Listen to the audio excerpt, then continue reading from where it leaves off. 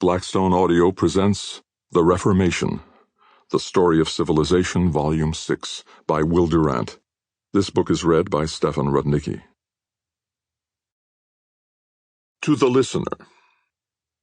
The prospective listener deserves a friendly notice that The Reformation is not quite an honest title for this book.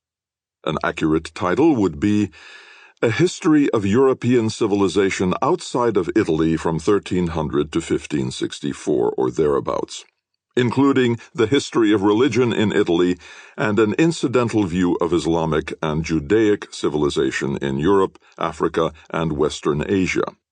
Why so meandering a thematic frontier?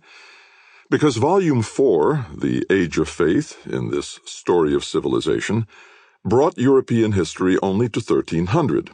And Volume 5, The Renaissance, confined itself to Italy, 1304 to 1576, deferring the Italian echoes of the Reformation. So this Volume 6 must begin at 1300, and the reader will be amused to find that Luther arrives on the scene only after a third of the tale has been told.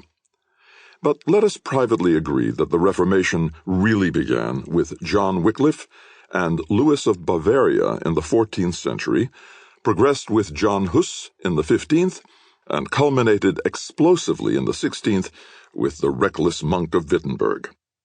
Those whose present interest is only in the religious revolution may omit chapters 3 through 6 and 9 and 10 without irreparable loss.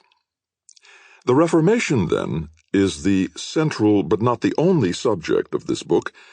We begin by considering religion in general, its functions in the soul and the group, and the conditions and problems of the Roman Catholic Church in the 2 centuries before Luther. We shall watch England in 1376 to 82, Germany in 1320 to 47, and Bohemia in 1402 to 85, rehearsing the ideas and conflicts of the Lutheran Reformation. And as we proceed, we shall note how social revolution, with communistic aspirations, marched hand in hand with the religious revolt. We shall weekly echo Gibbon's chapter on the fall of Constantinople, and shall perceive how the advance of the Turks to the gates of Vienna made it possible for one man to defy at once an emperor and a pope. We shall consider sympathetically the efforts of Erasmus for the peaceful self-reform of the Church. We shall study Germany on the eve of Luther, and may thereby come to understand how inevitable he was. Sample complete. Ready to continue?